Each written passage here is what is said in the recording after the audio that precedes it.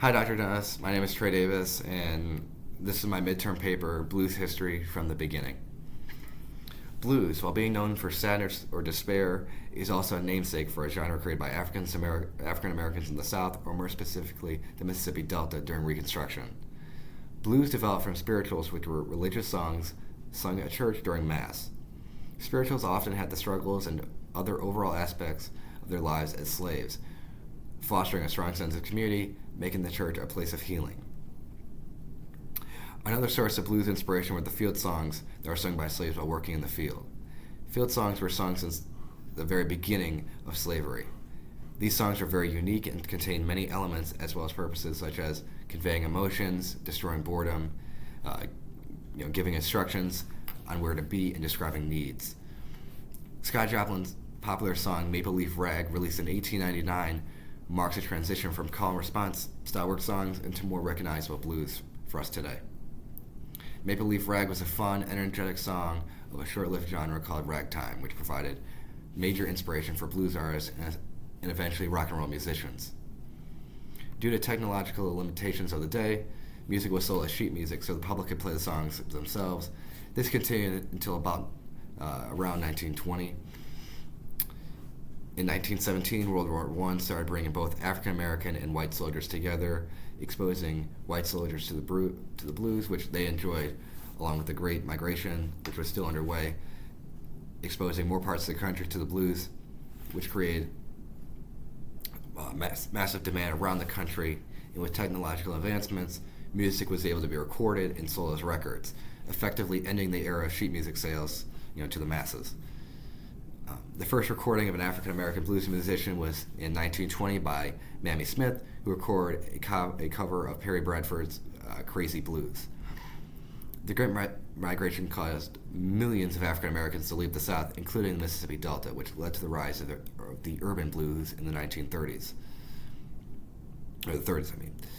Urban blues completely reinvented the genre by musicians forming groups instead of solo artists who sung and played, as well as having complete rhythm sections consisting of bass, drums, guitar, and even a piano. Pianos were sometimes used as solo instruments as they were loud enough to be heard in noisy rooms, so the acoustic guitar was relegated to rhythm playing because the electric guitar hadn't been invented yet.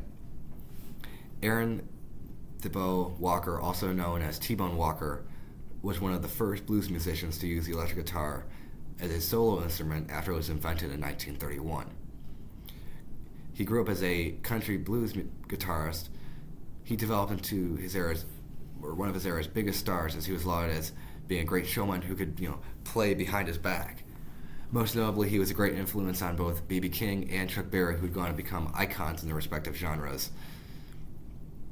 After the 1930s boom of the urban blues, a new style of the blues took root and became popular with the mass migration of the time, which was the Chicago blues. What made the Chicago blues different from urban blues was the continued transition from acoustic guitars to electric, which while also adding elements of swing jazz and boogie-woogie piano, which were extremely popular during the time period. The Chicago blues boom was led by a few major names such as Muddy Waters, Willie Dixon, Big Bill Brunsey, Howlin' Wolf, and John Lee Hooker. Muddy Waters was arguably the biggest name from the Chicago blues era. He still used his real name McKinley Morganfield when songwriting, though. One of the first big hits for Chicago blues was a 1948 song of Waters, I Can't Be Satisfied, which included electric guitar riffs along with singing and a bass in the background as rhythm was backing Waters up. Muddy Waters was born on April 4th, 1913, near Rolling Fork, Mississippi. Morganfield was given the nickname Muddy Waters from his grandmother for his affinity for playing in a local creek and trying to catch fish with his bare hands as a young boy. Waters was musically talented at a young age while teaching himself how to play the harmonica, then picked up the guitar at 17 years old. Obviously, he was heavily influenced by Delta blues because that's where he grew up. More specifically, Robert Johnson, who was one of the most influential blues artists ever, could be named as music's first rock star. In 1943, he moved to Chicago, picking up electric guitar a year later. Waters began recording 2 years later, in 1946, where he signed with what would eventually become Chess Records. Waters' career moved incredibly quickly as his big hit was only 2 years after he signed. To conclude, blues evolved with its artists from the field hollers and work songs of the slavery era, then the acoustic sheet music days, to the electric guitar Chicago blues. The blues truly encapsulated the struggle and hardship of the African American people to the hope of a better future in the North, providing a great soundtrack to even greater change in America. Thank you.